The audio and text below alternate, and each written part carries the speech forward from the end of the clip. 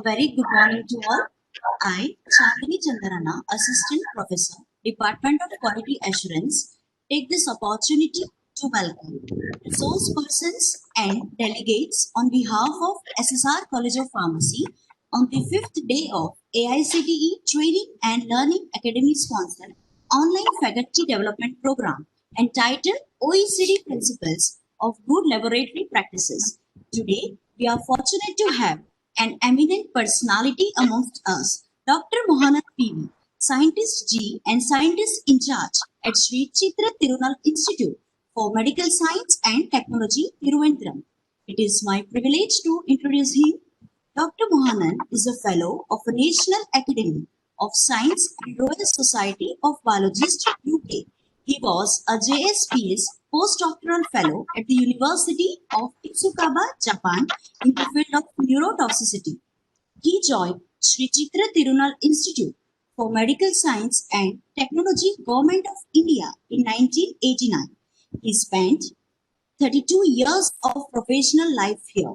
As a toxicologist, he has been intimately associated with all the medical devices developed at the institute. Currently, he heads the Division of Toxicology. He is a visiting professor and visiting researcher at Tokyo University, Japan, and a certified biological safety specialist. He received Lifetime Achievement Award from the Society of Toxicology India for the outstanding contribution in the field of toxicology. Dr. Mohanad has been teaching toxicology to postgraduate and guiding research scholars. Development of human on a chip is a new mega project. Apart from his several other externally funded research projects, he patented an ELISA kit for measurement of pyrogenicity. Dr. Mohanad made significant contributions for the development of medical device regulations in India. He received a certificate of appreciation from Honorable Minister of Science and Technology, Government of India for the contribution to India, getting full adherence status on GLP from OECD. He has authored 220 publications and edited 4 books. Presently, he is a Secretary General of Society of Toxicology India and General Secretary of Indian JSPS Alumni Association. It is now my great pleasure to invite Dr. Mohanad to enlighten us about how to conduct GLP inspection. Now, I hand over the charge to you, sir. Over to you, sir. Hello. Sir. Can I start? Yes, sir. Yeah. So thank you. Yes. So, yeah. Can I start? Yes, Yes, sir. You can start, sir. Yeah. Okay. Thank you so much for the nice introduction. And so I'm today going to talk about the GLP inspection. The second part is how to face the GLP inspection is a task. Okay. So the first is the GLP inspection. Before that, I can just introduce our institute. This is Sri Chitra Tirunal Institute for Medical Science and Technology, Government of India. It is coming under Department of Science and Technology. And Sri Chitra Tirunal is the last ruler of the Travancore state who donated the institute to the Government of India. And we have 3 wings. One is the biomedical technology wing, where all the medical devices and R&D is going on, material development and all. And this is the tertiary care hospital, where cardiac and neurology specialties and its surgeries and all. And the third one is the Achyuta Center for Health Science Studies. And all together, we all work together for a common purpose. And this is the biomedical technology wing. This is the palace, the present our administrative block as well as the library is here. And the objective is the promotion of biomedical engineering and technology. And the main operations are the medical device development, medical device evaluation, applied research activities, and human resource development. You know that these are some of the devices which are developed by our institute. The first one is the blood bag, which is first in India, developed by us, and now it is exporting to the other countries also. And this is the heart wall, which is developed by us, and this is more than 1 lakh 1.5 lakhs people are carrying this hardware. And there are several other products also in the market, which is developed indigenously by us only. And the next is, that there are 60 products which are developed by us, more than 60 products. And I'm just focusing only 15 products which are is developed, designed and developed by us and manufactured by other companies all over in India.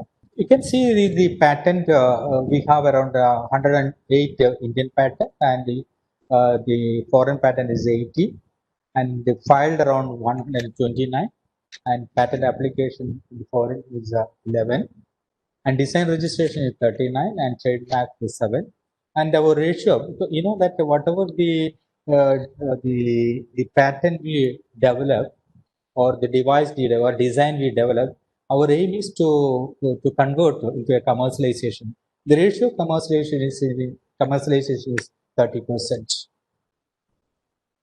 And we have the full-fledged facility, the one in India, full-fledged facility for material qualification, which include the biocompatibility, physico-chemical characterization. The biocompatibility which is accredited by COFRAC France.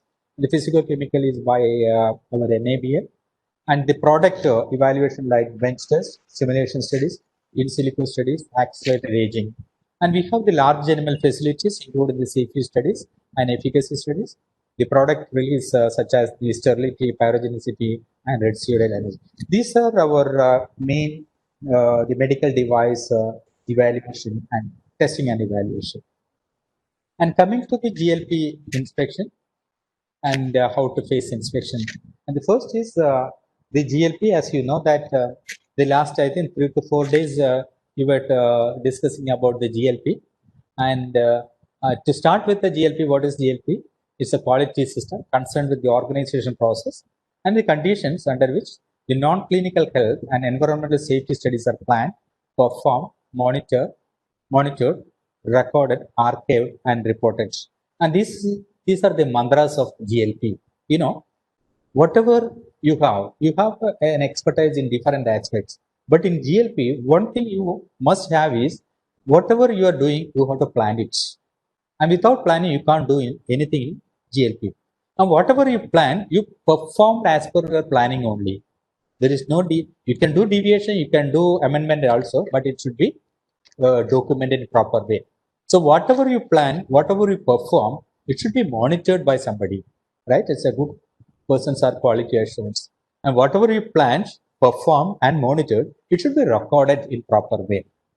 Okay. And once everything is over, and all these documents, including the final reports, you have to archive. And then generally, a study or a study is planned, performed, and monitored, and you have to report. Okay. And the report is two types. One is you have to prepare your own, and you have to report to the regulators also. Okay. The main GLP, the what is that?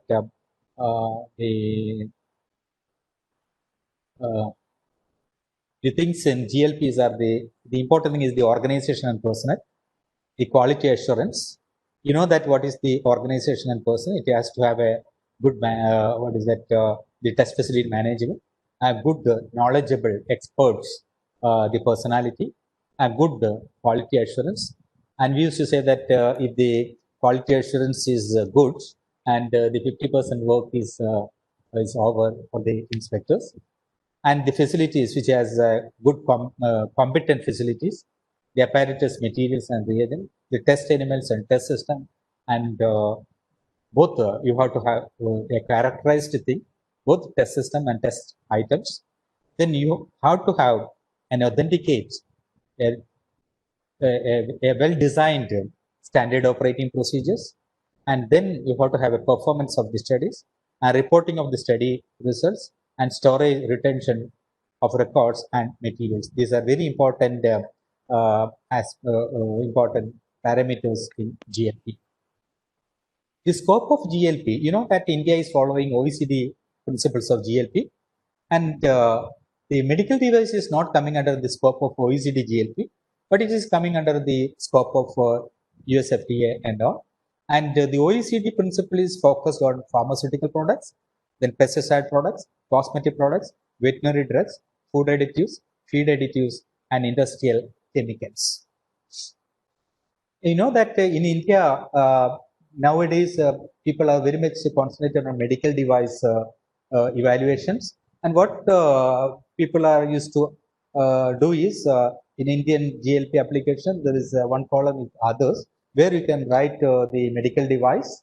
And then the important thing is you have to register to the CDSCO for doing such. Then only you will get a full-fledged what is that the certification. The GLP inspection, coming to the GLP inspection, there are types of inspections. Are the first one is the pre-inspection, the final inspection, surveillance inspection, verification visit or inspection, then surprise inspection, which are conducted by the National GLP Compliance Monitoring Authority. What is pre-inspection? And this is the first inspection conducted for the test facility after the application submitted by the test facility to the NGCMA.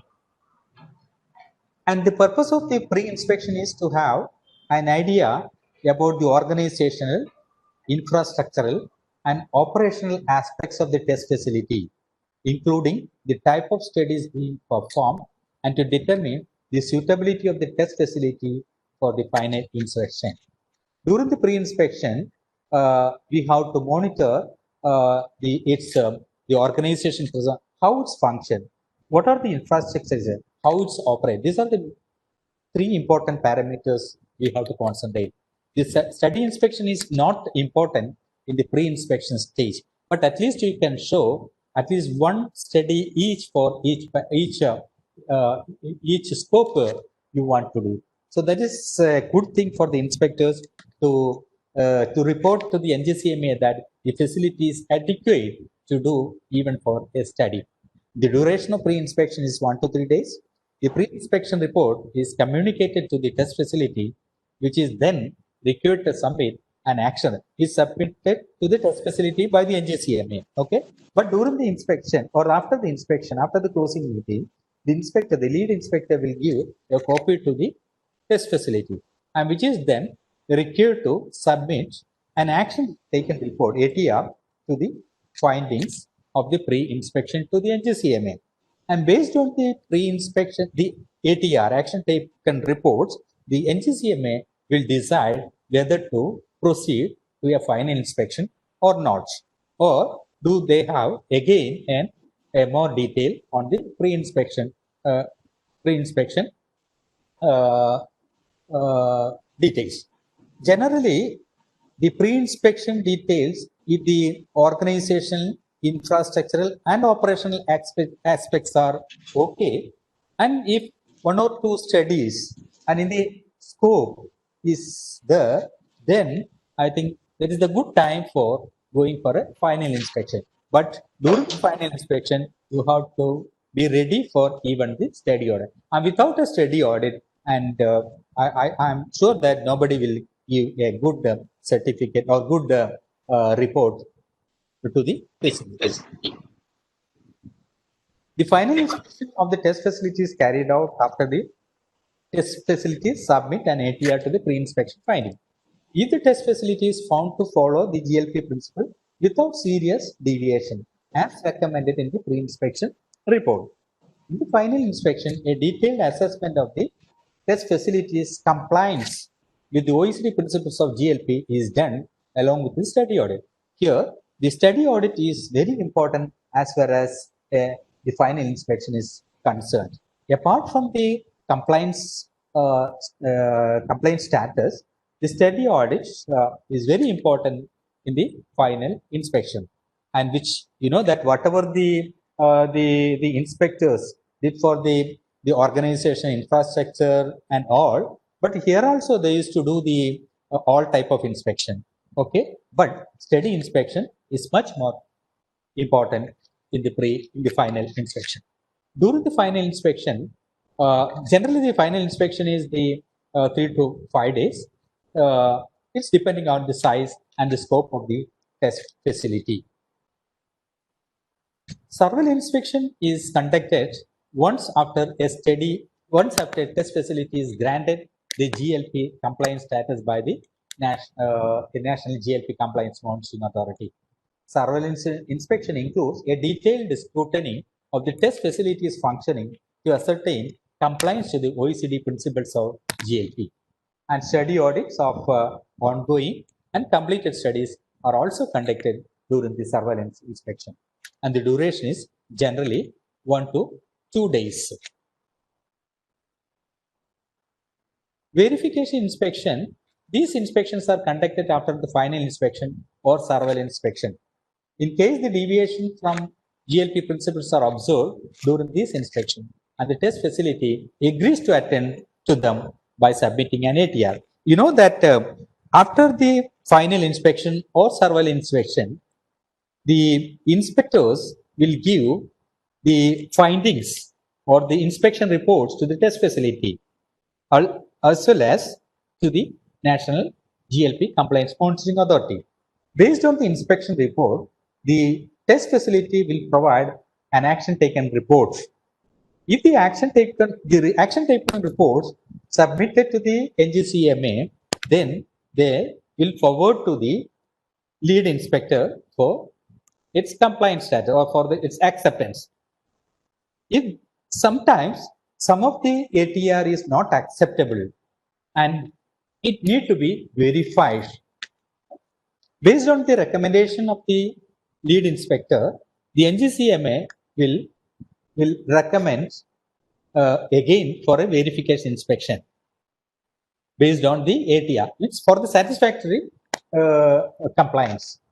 So the ATR, if it is not satisfied or the NGCMA thinks that a verification on this asset is required, then NGCMA will constitute a verification inspection team and send to the test facility. And the next one is the surprise inspection. And it is the NGCMA reserves the right to conduct a surprise inspection if deemed necessary to protect public health or environment. And this is a very, very rare case if required. GLP inspection details. The inspection starts with an opening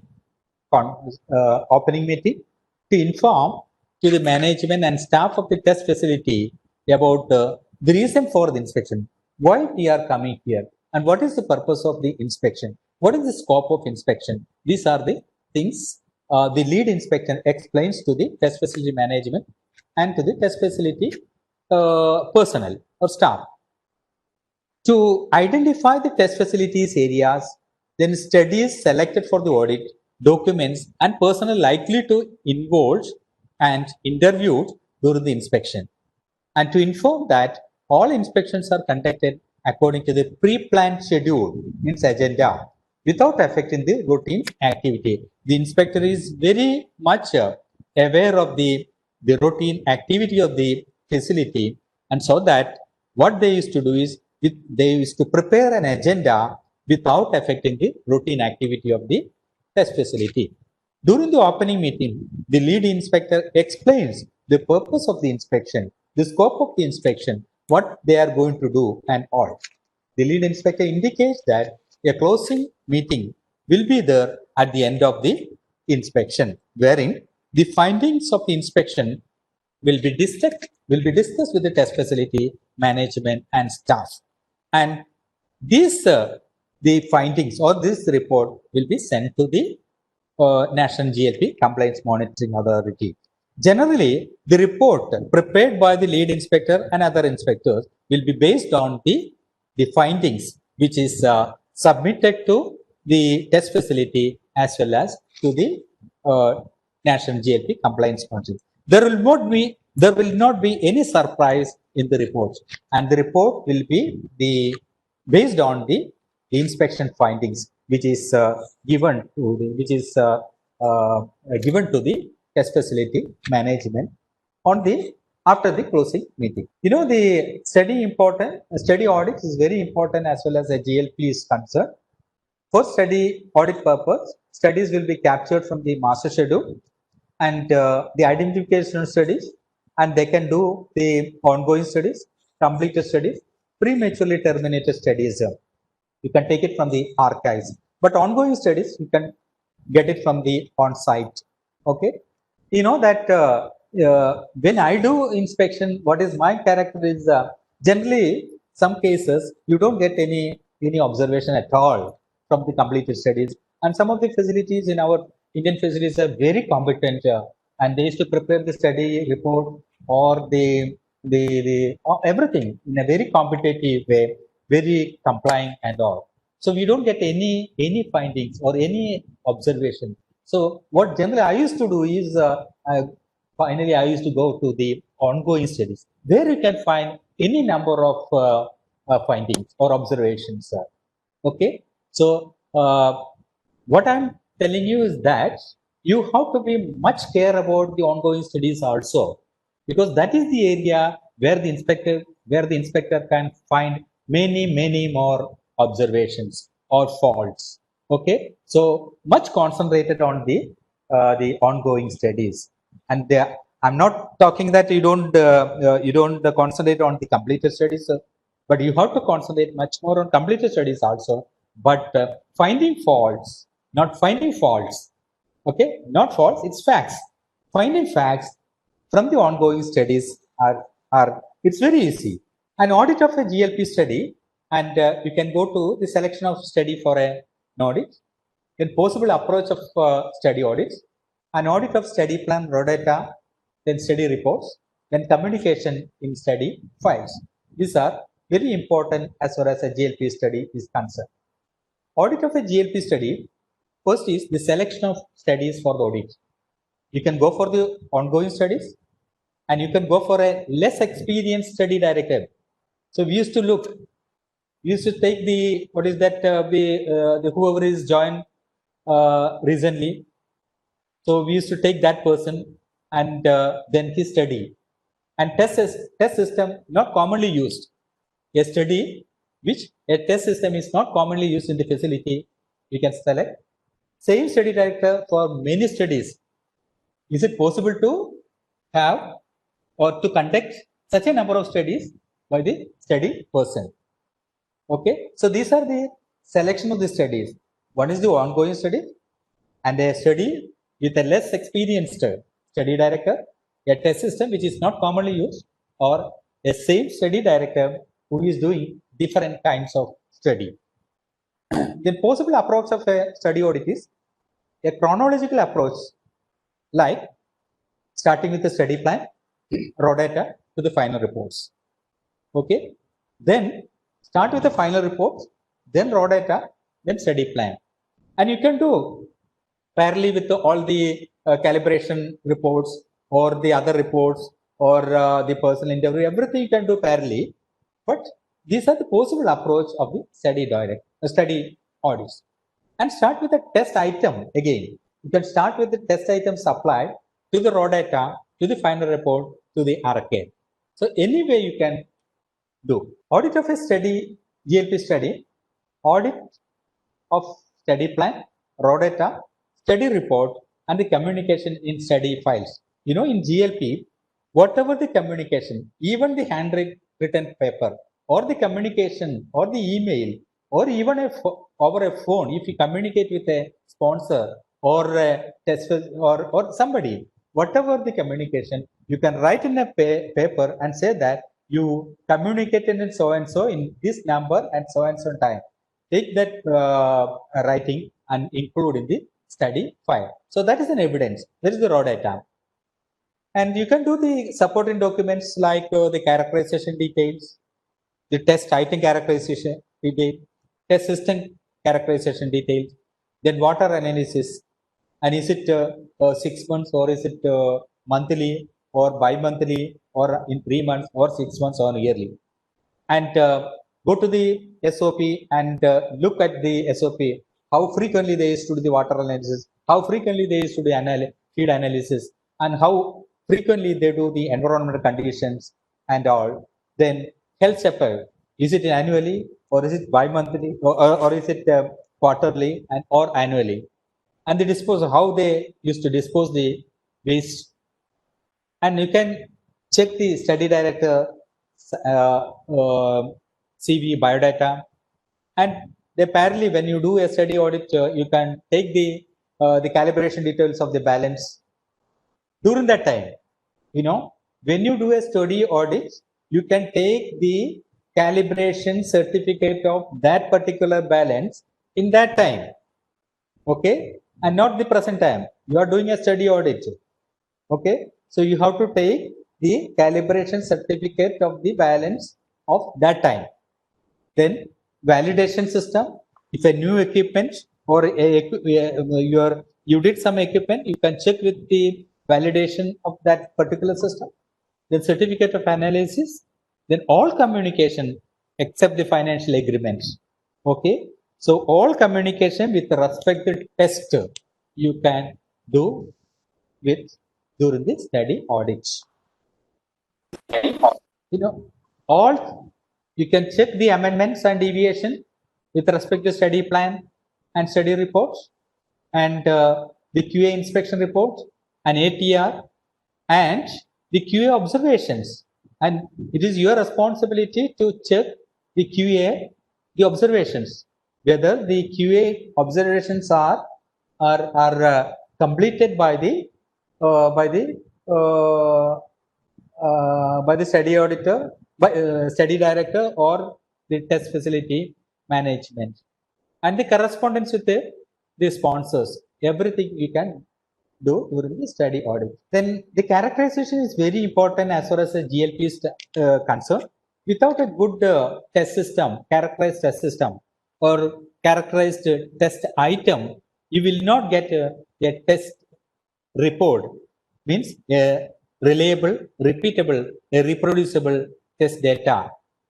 Okay, so for that you have to have a characterization, and the characterization which includes the batch number, purity, that is very important as far as the GLP study is concerned. Its composition, its stability. You know that the stability in two conditions. One is in the storage condition and the other is in the working condition. When you prepare a formulation and the formulation, if it is settled within half an hour and the test is not over within half an hour, and you can't do such a thing. So you have to look on the stability at the working solution also.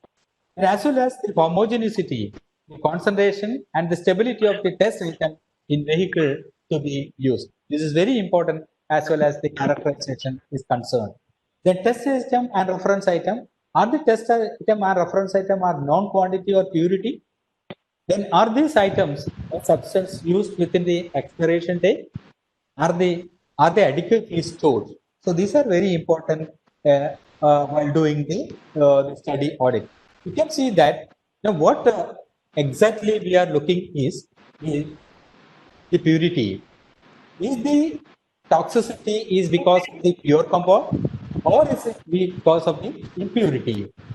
The toxicity is because of the impure compound, or is it because of the pure compound? That is very important. You know, at least you can see the chromatogram. You can see the peak. If it is 1 or 2, you can see some of the peaks here. But maybe these are noise. And to clear that, if it is how much pure it is, its purity depends upon the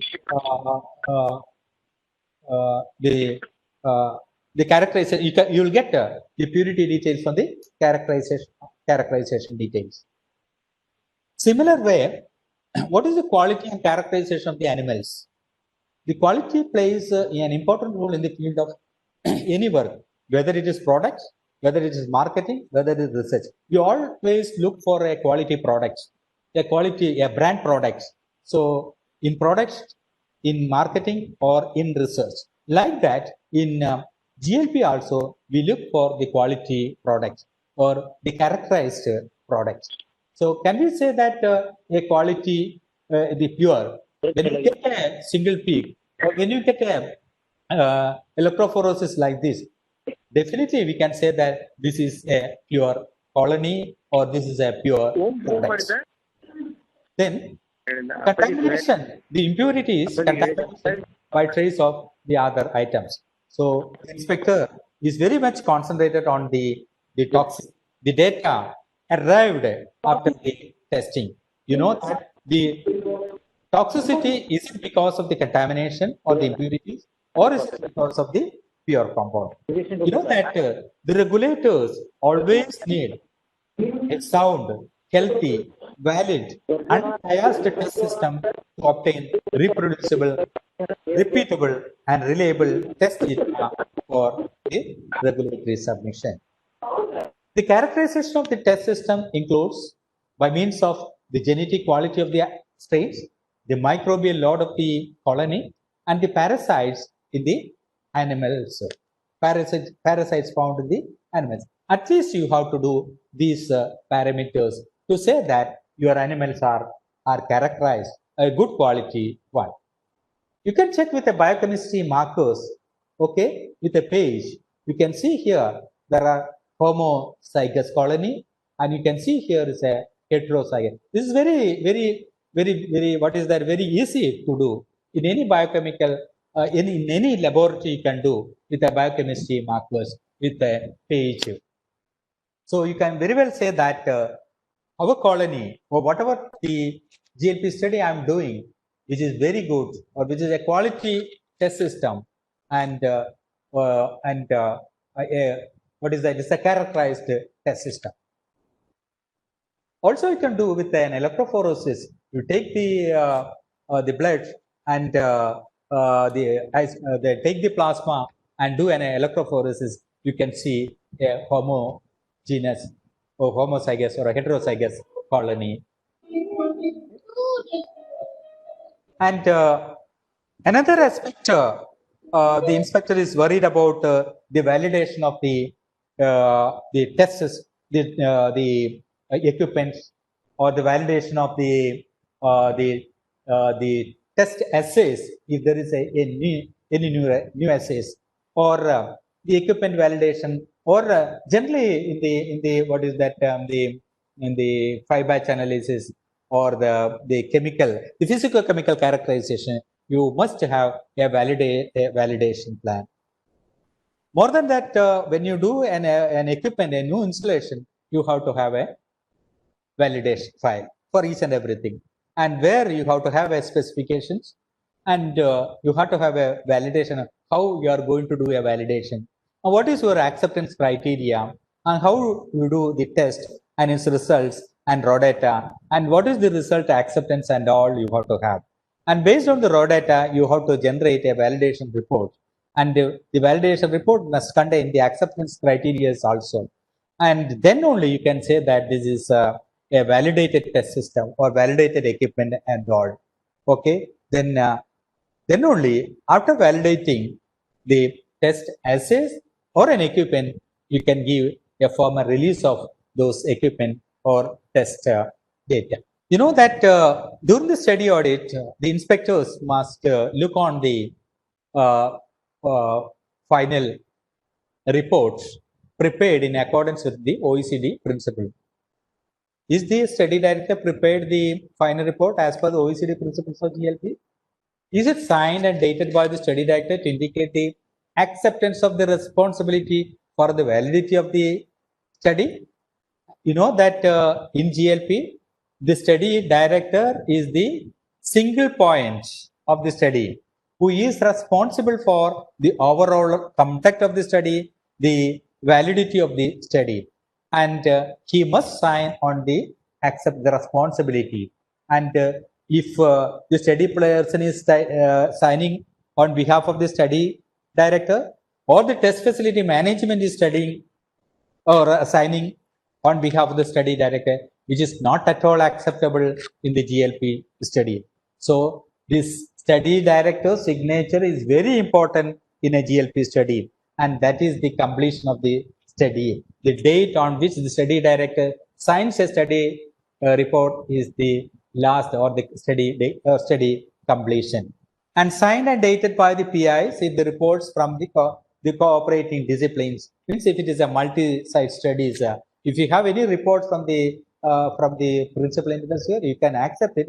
You can include along with your study plan. But with the study director, who is the single point of the study, who must sign the study, and who is the person to responsible for the study director. Okay, and the signed dated the quality assurance statement report, is it included? And amendments were made by the responsible person, and list the archive location of the sample, specimen, and raw data. These are very important in study data. The inspector will look on all these things.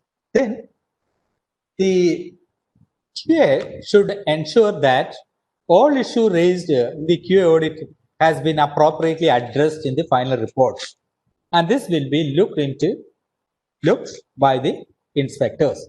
Also, all agreed actions have been completed or not, and any correction of or addition to the completed final report must be audited by a QA.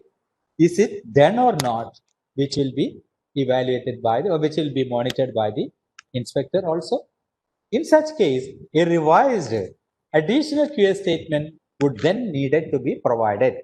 You know that when a completed study is there, in some cases, the study director made an amendment, and it is again the responsibility of the QA person to do an audit, and its statement again they have to give, and this will be monitored by the inspector, and you know that these parameters will be checked by during the study audits by the inspectors. Where and when to communicate the deficiencies? Facility person should be in no doubt about the impact a deficiency may have on a study or the facility, and this should be communicated at the time the deficiency is raised and at the closing meeting. And you know that when I do an inspection, when I do raise an observation, I definitely interact with the concerned person, including the study director, study personnel, or the facility management, that these are the observation or the drawback or deficiency I observed. Do you have any answer on this? Okay, it is the responsibility of the test facility study director or test facility management to convince the inspector that this is adequate for the system or that is adequate for the study. Okay, and it is my responsibility, the inspector's responsibility to convince the study director or the study personnel or to the test facility management the impact of the deficiency. Okay, the inspector will will convince to the test facility management as well as the study director or the study personnel that the deficiency impact like this, the risk is like this, so this is the impact on that. So it is the responsibility of the inspector to convince the study directors or the study personnel or the test facility management about the impact of the deficiency, what he observed. The inspectors should prepare to explain the reasoning for raising a deficiency. He can do whatever he like. It is his responsibility to explain his or the reasoning for raising a deficiency. This is very important as far as a GLP inspection is concerned. And the inspector can't write whatever he likes, okay, whatever he saw, and he must have convinced to the facility, and during the inspection he must convince to the test facility personnel, and also during the closing meeting. Then a deficiency may be so serious to a study, a facility is judged not to be in compliance, or a deficiency may be identified that, if not addressed promptly, may lead to serious problem in the future. A deficiency may just be a departure from the principles and not present at immediate risk to compliance. So it is the inspector's responsibility to ensure that the test facility staff are fully aware of the impact of the deficiency. So whenever the inspector raises a deficiency, and he must ensure that the test facility staff are fully aware of it. Okay. In classification of deficiency, is a deficiency just a deficiency? A deficiency may be so serious to the study. I explained this was in the previous slide also. So this is the way we have to classify the deficiency, and ultimately whatever the deficiency we pointed out means the inspector, and he must fully aware of the, or it is his responsibility to ensure the test facility that the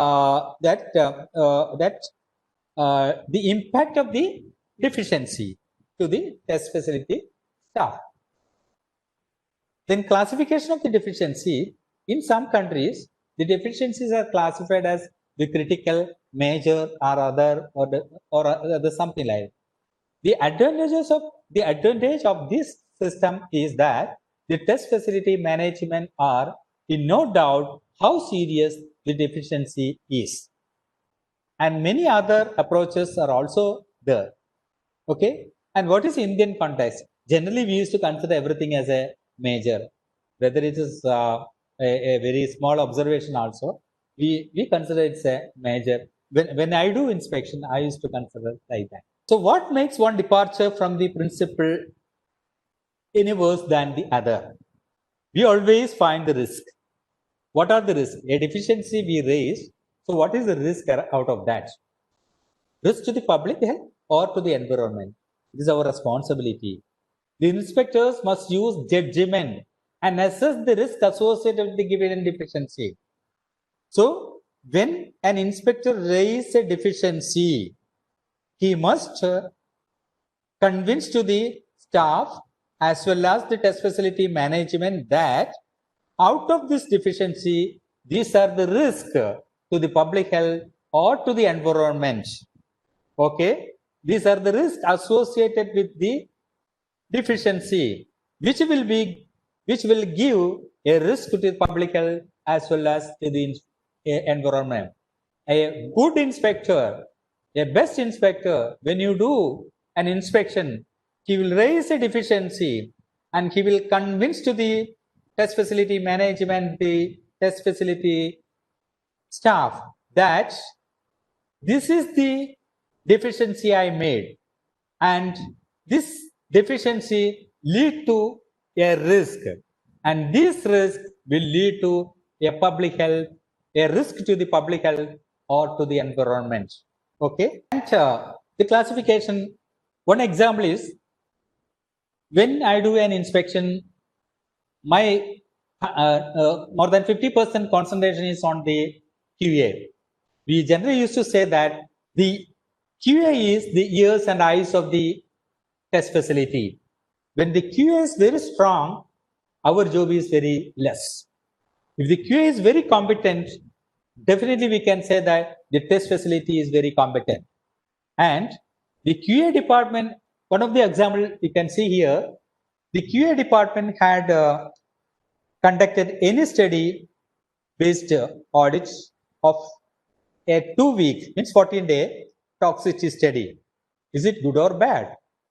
The QA department had missed one of 3 study-based inspection planned for a 2-week toxicology studies. So what is your risk?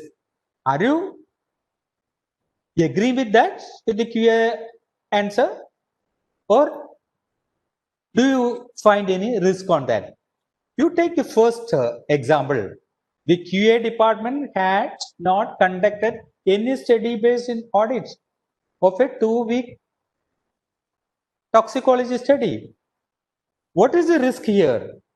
The risk here is because the study director did something, or something was done during that 14 days. The risk may be to the public or to the environment, because the proper administration or the proper formulation may be lacking here.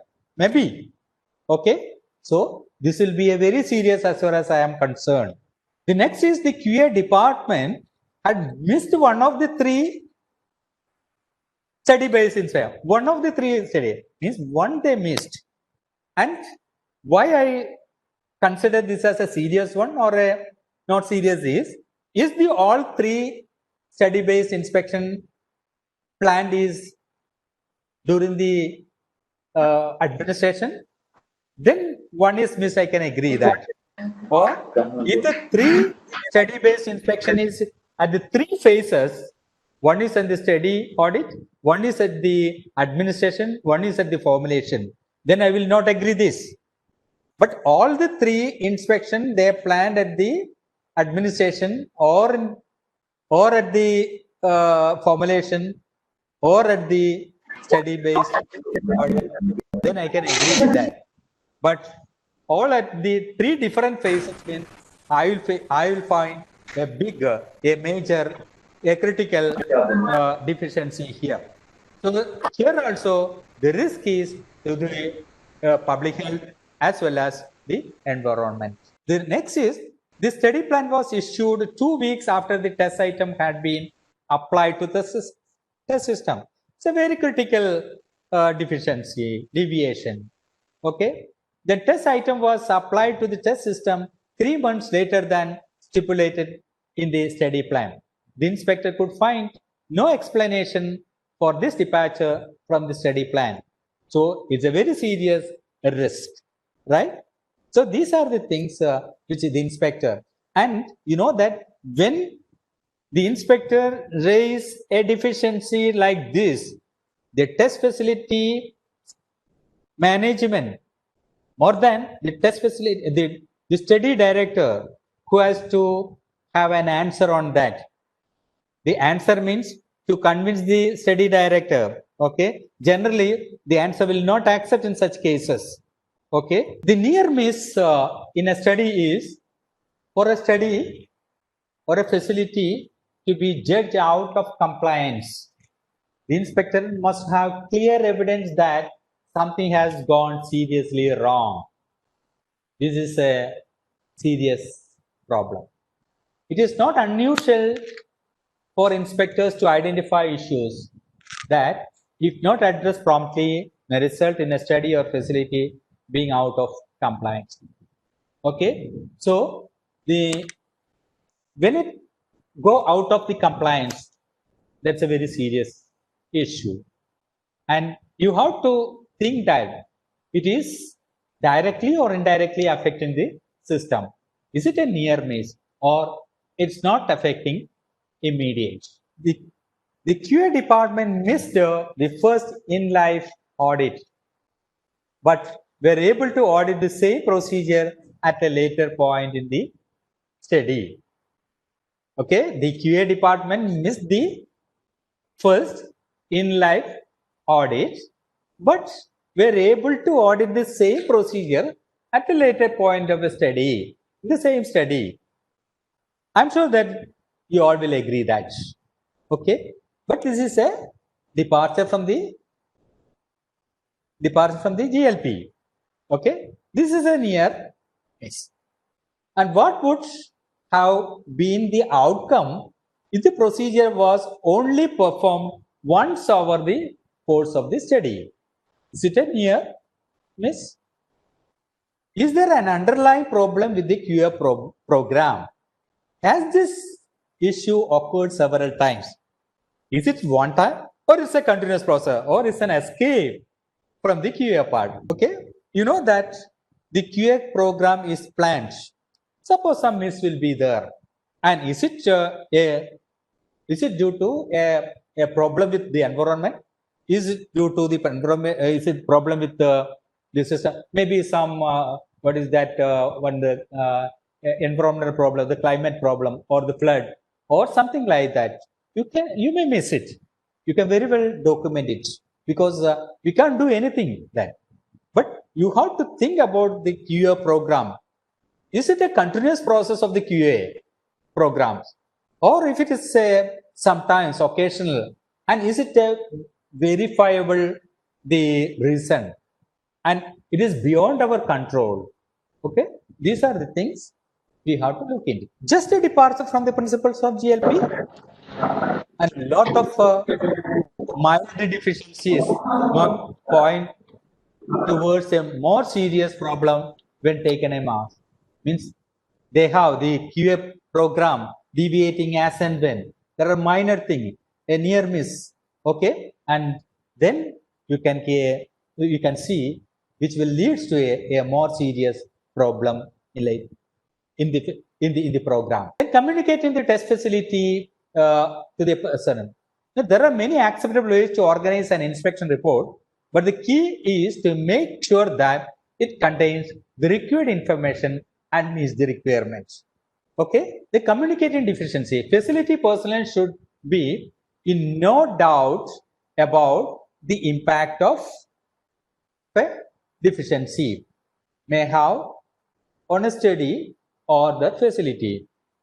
You know that when we raise a deficiency, it is our responsibility to convince the test facility personnel that these are the deficiency I observed, and they have many doubts about the deficiency. They may think that this is okay, but an inspector, if I find a deficiency, it is my duty to convince to the test facility personnel that this deficiency leads to a risk, a near risk, and which will affect this risk leads to the human health or environmental, human or environment, and this should be communicated at the time of the deficiency you raised and at the closing meeting.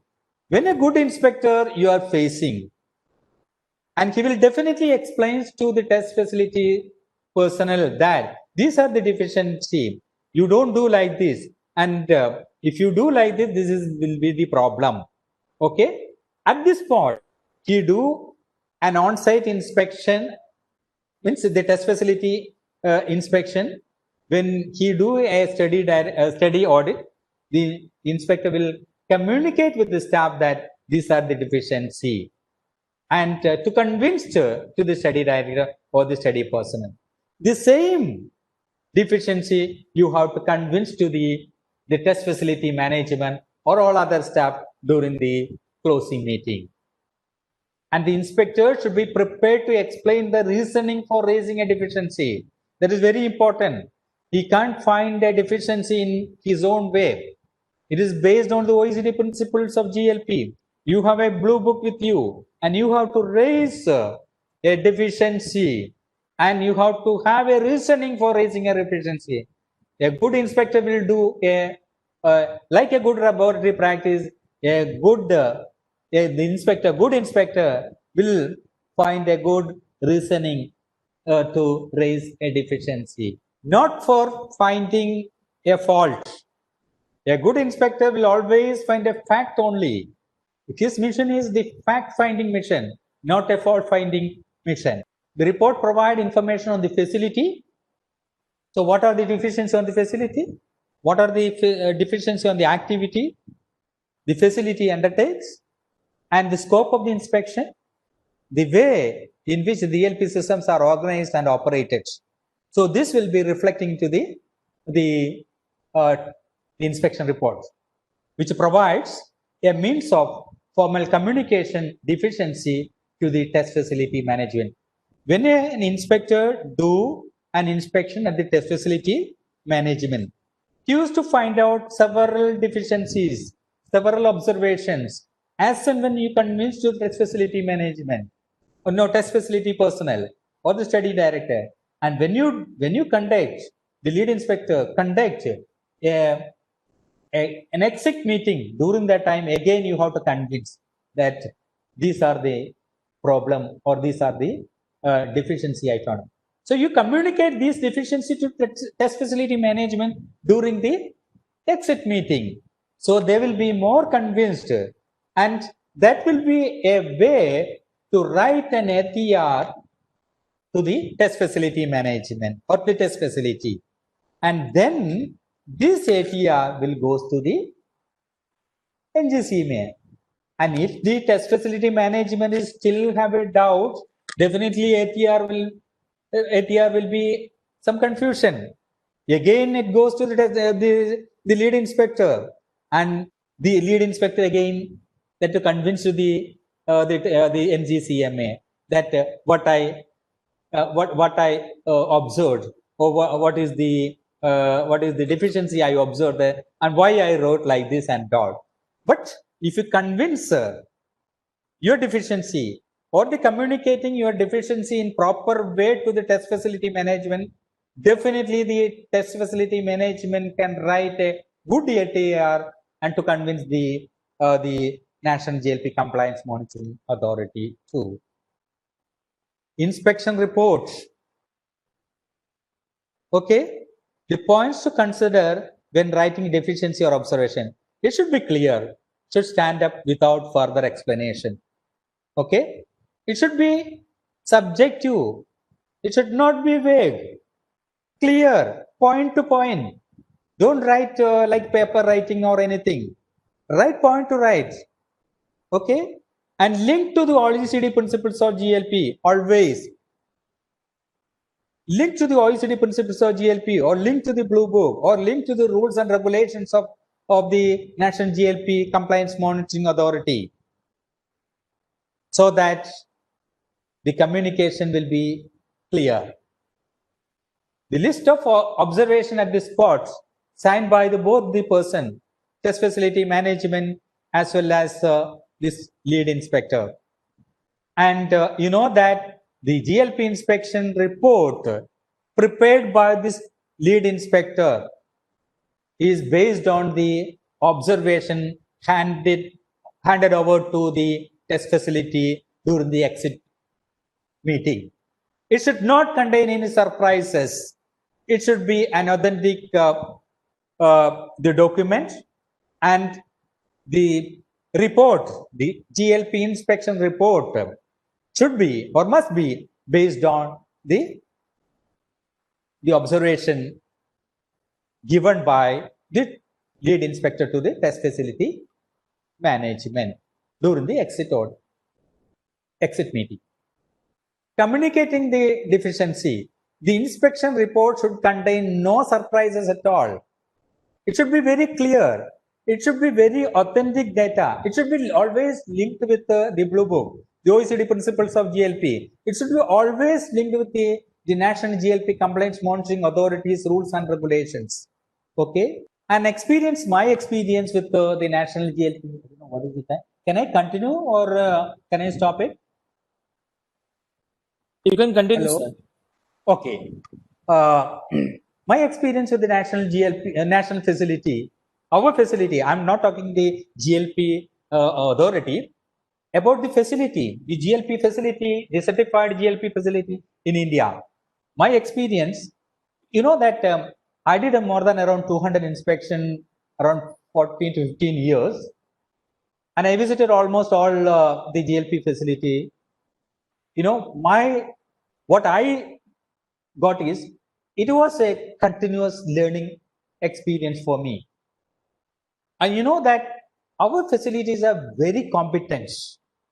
There is no doubt at all. Very competent facility. An outstanding QA. In Indian facility, 90% of the facility is having an outstanding QA. They're very competitive. They knows each and everything. And you know that many of the inspectors are learning from them. An outstanding infrastructure. And in terms of the competency, manpower, and in terms of the infrastructure, and strong manpower, competent manpower, they're very, very competent with respect to their work. And I'm sure that India will be a hub for preclinical evaluation. The points I noted during the GLP inspection, during the management inspection, you know that we have big facility, the managed restaurant. You know that this is rare cases I observed, and this is not this is an indication only. Okay, if somebody is having some doubt, he can clear it. Big facility, management represent 2 or more persons without proper documentation. Flow of documents not justified, or the hierarchy is not documented. If you have multiple management, there is no issue at all. You can document in such a way The hierarchy you can do in a proper documentation, and the flow of document you can do in such a way. No proper communication between the management and QA. Okay. And what you can do, you can have a proper documentation, maybe monthly, maybe weekly, and document it and keep it. Small facility, a single person represents multiple function. This is not good. Okay. And the study director declaration, some case in the initial days, I saw that sharing of responsibility. No, this is not at all allowed in GLP. And GLP study director is a single point of contact, and he is the person who is responsible from the for the study. And then the study director declaration signed by the study director as well as management in a single sheet, not at all allowed. The study director declaration is an important thing as far as the GLP is concerned. Management response, management signature is there or not is not a matter. But in the in Indian system, we are getting the management signature also. But you know that in some cases, the study director declaration plays the study director as well as management is signed. That is not at all allowed. And this means the sharing of responsibility is not at all allowed. But the management can sign the responsibility, they can sign in a separate sheet, there is no issue. The lack of training, knowledge in familiarity. Okay, I think these are not always common. In some cases is there. These are points, the test item being by the test item controller. In some cases, the study director or study personnel have no idea about what is it. And on on their behalf, the test item controller is doing. Then transfer of test item from dose formulation area to the test siting. The proper SOP and safe transfer is to be assured. And making formulation in an unethical way, standard chemistry lab practice you can follow. Then adjusting volume, and you have to concentrate on the upper and lower meniscus and all. Then calibration of valence and glasswares, the proper calibration record and all you have to have. The mixing of the formulation, use appropriate methods. The total volume required for the day. Some cases the less volume they prepared, they used to prepare an additional volume and all. It's not allowed. And the dose formulation, good formulation, good dose of injection, calibrated syringe you can do. And the spillage you have to have an SOP. And role of a study director and the QA. No trace of study director or QA in some occasion of the administration and all. These are some cases I observed. And when you do an inspection at the in vitro system, you want to concentrate on the source of the test system, like Ames test, and which passage you are looking on there, and what passage you are looking on, and the quality of the stains, the subculture, how many subculture you did, the health of the stains, then concurrent historical data, positive and negative data, the comparison with the published data, interpersonal comparison, then inter laboratory comparison, all you have to. Now, what you can do is an as and when, maybe every 6 months you can do a continuing education process so that your people will be more aware of all these things. The inspector's responsibility is the fact finding, not a fault finding. And now, what I can tell you is the inspector's the attitude. Be friendly, be polite, ask diplomatically, don't argue, and no policing. You will get all the information. You know that when you're friendly with the test facility personnel, you will get all the details. Be polite to them, and you will get everything. And ask diplomatically. You know that the inspectors must be aware that the test facility, the personnel are also very competent in their own way. Okay, and don't argue and don't police and anything. The inspector should be prepared to explain the reasoning for raising a deficiency, which must be valid and authentic. This is very important as far as an inspector is concerned. And in the same way, I want to tell to the test facility person also, don't make friendly to the inspectors. Okay, be polite to them, but don't be so polite. Okay, act diplomatically to the inspector, and don't argue with them. If they are arguing, you stop it. And okay, so how to face a GLP inspection? This is very important. This is the second part of my inspection, the talk. Okay, I don't have an answer for how to face an inspection, but I can very tell you some of the clues. What are the clues? You know, explain clearly without a point of doubt. If you have some doubt, he will catch you. He will find something, some person out of your talking. So don't talk too much to the inspector. Don't try to make friendship to him. So he will doubt you. Okay? He thinks that you don't know anything. So that is the reason you are making friendship to the inspector. Don't make any friendship to them. When asked, or provide appropriate documents only. When the inspector asks for an SOP, you give only to that SOP. Don't give the SOP file to him. That will give what is that? He can do something else also. Then keep always proof of evidence, an authenticate document. You know, when an inspector asks for an SOP, you give that SOP. If you don't have that SOP, you don't give another SOP to convince him. Don't give. Okay? And don't hide any data to the inspector. And don't try to explain, which is not appropriate. Maybe in some of the test personnel or the test facility personnel or the study director, maybe good teacher. So don't educate to the inspector. Okay? So don't try to explain anything. You are facing an inspection. You just give what he asks. If he asks a pencil, you give only one pencil. If he asks two, only give two only. Okay? You don't take a bunch of pencil and give to him. Okay? Now what I want to say is answer to the point. And to convince with the proper documentation. See, a calibration details. See, this is my calibration certificate. So this is the calibration thing. Okay. Then answer to the point only. If something is not done, say a big no to him or her. I didn't do that. I'm sorry, sir. This is not done. Say a big no to them. If something is done, you confidently say a big yes. I did it, sir. Okay.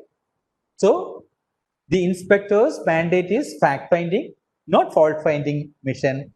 But when you talk or when you educate an inspector, he can find several things to you. He can find a fault on you.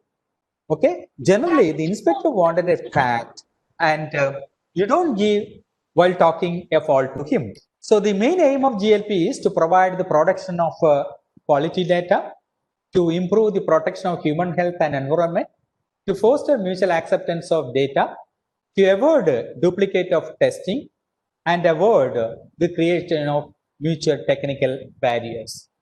And you know that in GLP, management provide appropriate facilities, resources, and it is the responsibility of the study director to control the study, and it is the responsibility of the support staff to support the study, and the QA responsibility to assure the study, and the National GLP Compliance and Monitoring Authority monitor your study, and the regulatory authorities or agencies evaluate on individual basis. Okay, and this is my background. You know that I was in Rallis in 2000 and 1998 as a research fellow in Rallis, India, in agriculture, agrochemical association in 88. So the GLP terminology, I learned it from them in 1988. And I joined in Sri Chitratirtha Institute here in 1989. I completed 32 years in toxicology. My GLP experience started in 89. And my GLP inspector training was in 2003. And my first GLP inspection was in 2009. So I completed my GLP inspection after 15 years in 2017, more than 2,200 inspections, and participated at the first mutual joint visit of OECD inspections, participated at the Roche pharmaceutical inspection at Switzerland along with the Switzerland GLP, participated at the Pasteur Institute inspection at France along with the France GLP inspection team. Then I was the lead inspector at the Indo-US FDA joint visit and several more others. Okay, and thank you so much. And this simple word, the inspection report should not contain no surprises, and it's a fact-finding mission. It's not a fault-finding mission. Thank you so much for giving an opportunity to giving a talk at this an important occasion, and I thank you for to the principal of this university and for giving an opportunity, SSR University, for giving an opportunity to talk in front of the eminent persons. Okay, thank you so much. I'm very happy to answer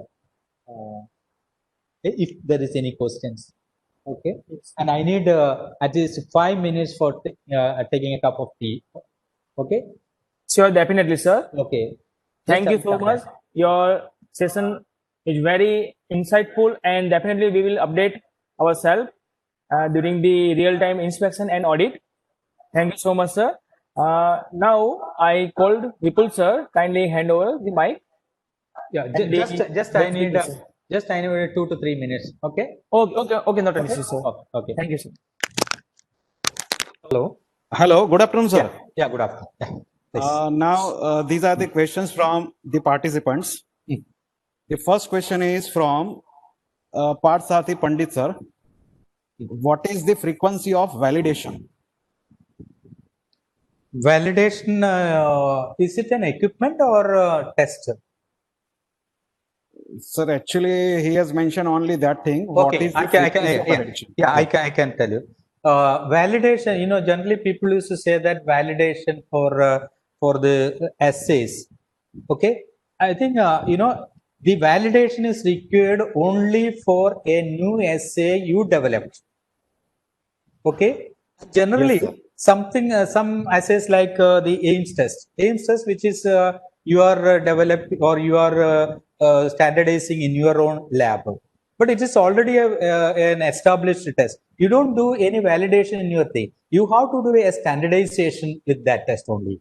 So that is the validation, and the frequency is not like that. It's a standardization. Once you standardize in your atmosphere, that's a validator. In generally assay validation, if I developed an assay, okay, that I have to validate. That's a different issue. That's a different. And another thing is equipment. Equipment means the validation is whenever an installation is over. Thank you, sir. Next question also from the same participants. Parth Sathi Pandit, sir. How we calculate risk? Risk is equal to is that the safety it is uncertainty divided by but is that the dose which you give divided by uncertainty is the risk. Okay, sir. Okay, and the risk uncertainty means uncertainty with 10, uncertainty 100, and uncertainty with 1,000. It all depends the available data, the data available. Based on that, we can calculate the risk, and which arrives to the safety margin for calculate the safety margin. Yes, sir. The third question is from Dr. Javed Ahmed Khan. Can you share few case studies where the study director has done some blunders in study report during inspection? Blunders in study inspection. Yes, sir.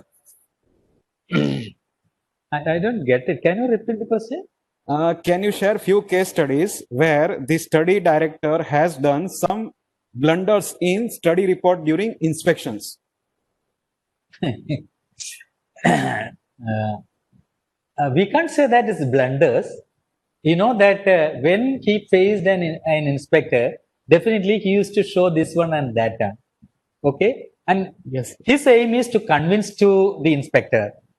Okay, it's not blunders or anything. And you know that when you face a new person, definitely you have some what is that some issue. So that is the only thing. I don't see that it's a blunders. Yes, sir. Thank you, sir. Third question is there from Dr. Suvendu Kumar Shahu. What is the level of incompliance acceptable during GLP inspection? What is the Level of incompliance acceptable during GLP inspection. nothing such that? And GLP compliance means it is GLP compliance. There is no level or anything.